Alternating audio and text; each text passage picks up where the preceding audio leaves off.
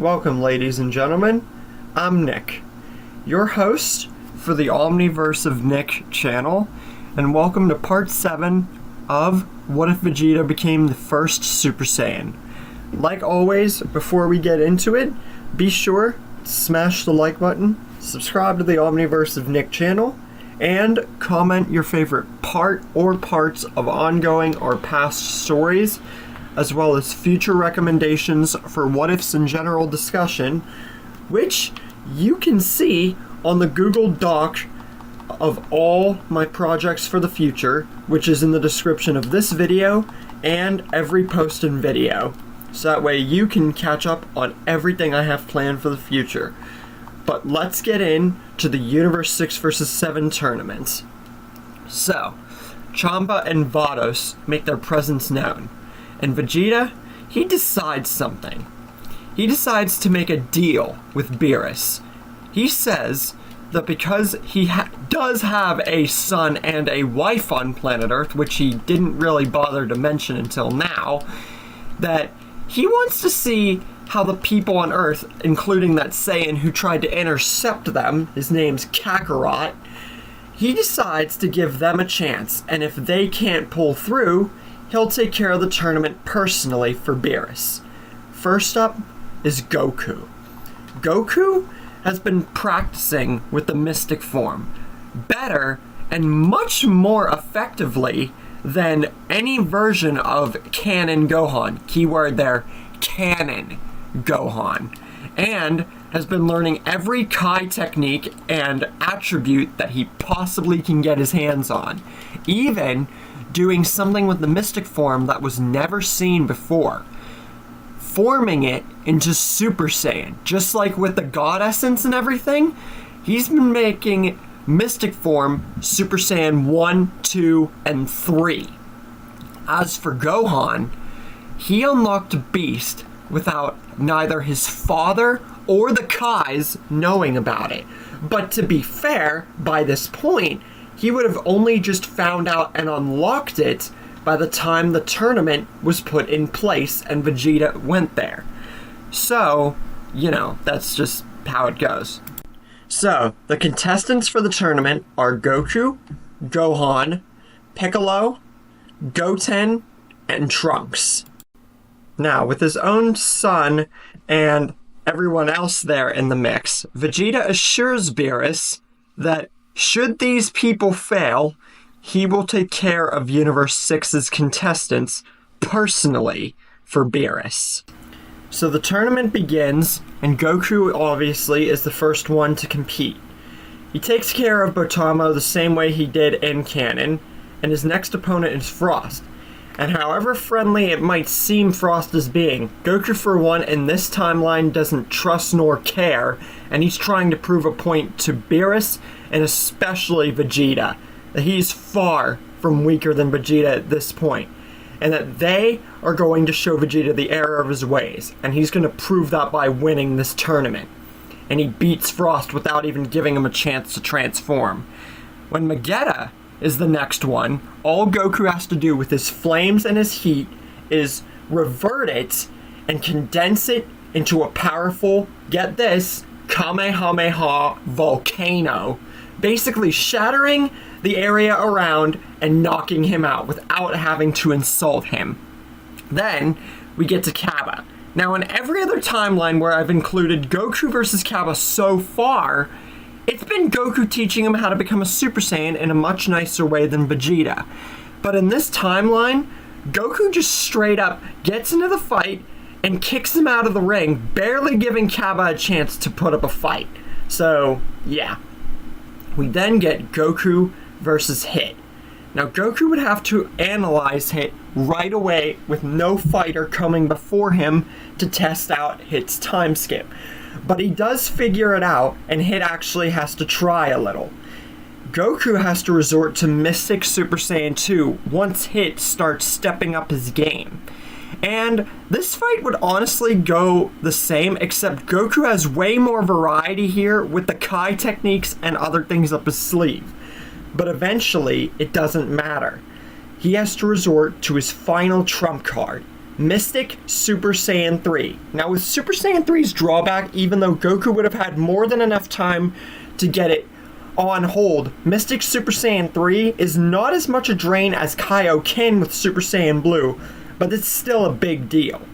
Hit would then power up, and Goku's power right now would be around Super Saiyan Blue Kaioken in canon.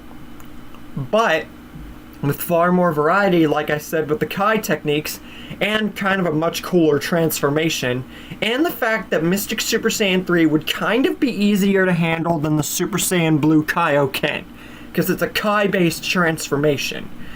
Goku would unfortunately lose, because he wouldn't really have the mindset to be thinking about Hit holding back or anything like that. He'd just worrying about fighting him. Vegeta smirks, saying that Kakarot put up a good fight, but he should have known that he would lose in the end. It was only a matter of time. But even Beerus has to admit that the Saiyan he fought on North Kai's world, this Saiyan definitely has gotten stronger. And he's actually impressed. Gohan is next. And with Gohan seeing how his father fought up until this point, yes, its full power is pretty impressive, and he's starting to show off a small little bits of his moves that could kill. Gohan, he does know how to analyze and get past most of Hit's stuff, but in the end, it's not enough, and he shows off beast form to everyone, including his father and the Kais. Now this surprises and shocks and amazes everyone, especially Beerus. But Hit, in retaliation, powers up to his maximum, seeing a true advantage for that because of sensing Gohan's immense power. But if it wasn't plainly obvious, Hit loses here. Once Zeno arrives, Goku is accosted by the guards after trying to talk to Zeno. But you know who does get to talk to Zeno? It's not Vegeta, it's Gohan. Gohan gets to have a full-fledged conversation with Zeno because he's the one who won the tournament, and he's the one with the scariest and yet best transformation. So Gohan and Zeno get to become friends in this timeline, except Gohan's far more respectful. But you know, Zeno doesn't really care for that, mostly anyway. Now with no Monaka, there's no copy Vegeta arc or anything, and that arc was lame anyway, and I've never bothered including it, so there ain't no point doing it here, really.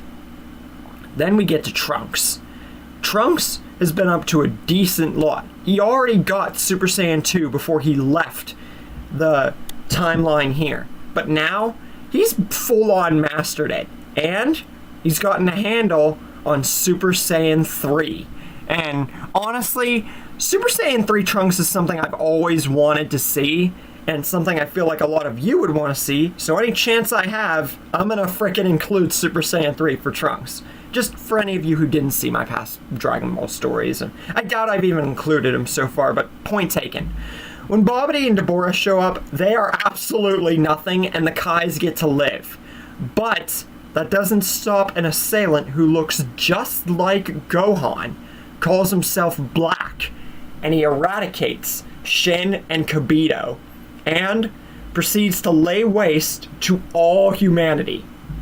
And because this face eerily resembles Gohan, even with Super Saiyan 3 on his belt and far more Kai-developed training, it's not enough. And it's mainly Gohan's face.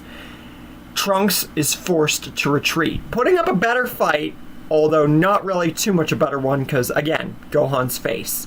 Meanwhile, Goku and Gohan are finally accepted on Beerus' planet and unlock the powers of Mystic Super Saiyan God, both of them respectively. But then they hear about Trunks having returned to their era, and they find him there, resting, injured, and definitely something happened. Once Trunks awakens, he sees Gohan's face and rushes into attack, making a mistake thinking that Gohan is Gohan Black. But Gohan easily blocks the attack. And Trunks is very happy to see Gohan and seeing that he's a full-fledged warrior. And his father and Goku, everything seems to be going really, really good here. Everyone seems so strong and they're still hanging in there. And, Goku's still alive, everything. Afterwards, Gohan and Trunks have a match, like Goku and Trunks did, except this would be far more, nostalgic and awesome to witness because it's master and teacher, and honestly something I feel like we should have gotten. Then we get a dark, thunderous portal and the entrance to Gohan Black. And yes, after, since even though this project is definitely a few years old, I'm including Sparking Zero pictures just for, showing people a better field view of Gohan Black, since I didn't really do that when I made the project. Anyways, Gohan and Gohan Black have a duel, with Gohan definitely on the edge, and much more smart in his approach than Goku. But before he's pulled back into his time, Gohan Black manages to destroy the time machine. And the Cell Time Machine is uncovered by Bulma in an attempt to get Trunks back to his era. And so they can combat Gohan Black and, unbeknownst to them, Zamasu. So Bulma begins to work on the time machine, and once all is, nearly said and done, Vegeta waves his hand out in front of everybody, saying that they've all done enough, and that from here on out, he's the one in charge. He's still the strongest. He still makes the rules. He's lucky they're lucky he even included them in the tournament. But before he continue preaching and all that stuff like Vegeta casually would, he gets knocked down so fast from a punch that he doesn't even know who it came from or where it came from. He's actually very surprised, and he's much more surprised than angry. But unbeknownst to Vegeta or barely anyone, it was Gohan who flickered in his beast form within a moment's notice. And he says to Vegeta that he is tired of Vegeta's self-absorbed attitude. He's still preaching this first Super Saiyan form nonsense after all these years. Doesn't his beast form indicate to Vegeta he's no longer the strongest, and they no longer take orders from him? This is their planet. And if Vegeta can't accept that with his wife and child, he's dead to them. Vegeta is angry and is really about to kill Gohan or just attack him out of pure frustration. But Beerus poses an idea. Since Vegeta has not fought them in what he understands to be a very, very long time, why don't they have a fight? Vegeta and Gohan right here, right now. And the winner gets to decide who leads these people on this planet. Even though Beerus doesn't really care. Vegeta thinks that's a fine idea. And he powers into Mystic Super Saiyan Blue and unleashes a new form. Mystic Super Saiyan Blue Evolution. Now, Mystic Super Saiyan Blue would already look like Super Saiyan Blue Evolution, but Mystic Super Saiyan Blue Evolution would look even cooler shade of blue. Gohan goes into Beast automatically and rushes in for a punch. The same punch that he delivered to knock Vegeta to the ground in the first place. And Vegeta didn't even take a sensu or anything. So, he's not only flown back a good field away, really far, but he's very injured. And he doesn't even realize it. His armor's gone, he's injured, he doesn't even realize it. But then he tries a full power Mystic Super Saiyan Blue Evolution Final Flash. But he notices too little too late that just before he's about to fire the beam, that damage energy from those two punches reverted him back to Super Saiyan. And this gives Gohan the perfect opportunity to use just a base normal Ki Blast, cancel out the Final Flash before it even hits out of Vegeta's hands, and knocks him to the ground. So yeah, that pretty cool for those few moments in between, but not too much of a fight. Vegeta gets up and he cannot believe it. He can't believe that he's finally been bested. Yeah, he got bested by villains, but by the Z Fighters, he's finally been bested truthfully since on Earth. It's been years. And like the deal said, he can't do anything, so he very begrudgingly, angrily, and his pride being torn asunder, he has to comply and drops to base form and just says nothing. Gohan and everyone's now in charge again. They're the strongest again, which should have been motherfrickin' obvious. Beerus was even surprised because he didn't expect Gohan's beast form to trump Vegeta's training, especially his final form. Trunks is even surprised by this too, and is like, they can definitely beat Gohan Black, but he's wondering how his pride, his father's pride, is going to go from here on out, and he's worried for his father. Meanwhile, they go to Universe 10 to inspect Gohan Black's ki, Zamasu and Goasu, and they conduct that whole research and everything like that, except Gohan goes, which should have been obvious since we have Gohan Black and everything like that, but hey, if you guys need a better field point of the story, you got to include all the angles, you know? So Gohan asks Zamasu for a match, except far more respectively. And even though Zamasu doesn't like the tone of this mortal, and yes, he is being respectful, he humors Gohan more than Goku, because Gohan would be far more polite about it.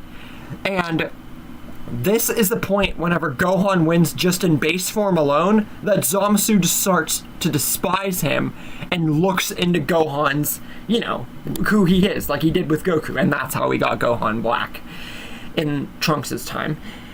The time machine is fixed. Gohan, Vegeta, and Goku alongside Trunks all go. So it's basically like, what if Gohan kept training? We're getting a lot of small what-ifs included here. Then we get into Trunks' time. Vegeta points a beacon of energy like he did with Goku Black, and Gohan Black arrives on the scene. Gohan powers up and says that this time they're going to finish what they started, and that he's not going to let Gohan Black get away this time.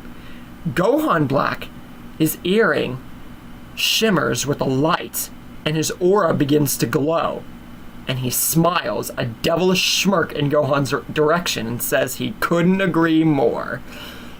And he powers into his own mystic black form. That's the best name that I could freaking come up with it. And they have a duel with them both kind of being evenly matched, except Gohan Black having kind of a bit more of an advantage. Gohan then introduces his beast form once again and smiles at Gohan Black, saying he's finished now. But Gohan Black smiles even wider, and to everyone's utter shock, terror, and completely, utterly bewilderment, Gohan Black transforms into Beast. What will they be able to do with this new entity, this new fighter? Did Zamasu choose the right body this time? What about the Zamasu that became immortal when he pops up? And how will Vegeta's pride affect him with the group here on Earth in the future? That's up for you guys. What will happen next? How'd you like this episode, and what is your favorite part so far? With all that said and out of the way, be sure, as always, to smash the like button, subscribe to the Omniverse of Nick, and comment your favorite part or parts of ongoing or past stories, as well as future recommendations for what-ifs and general discussion you guys can check out in the Google Doc in the description of this video and every post and video. With all that said, this story's nearing its end. Short one just like the other Vegeta one and the Tarble one, but I hope you guys are enjoying, and stay tuned.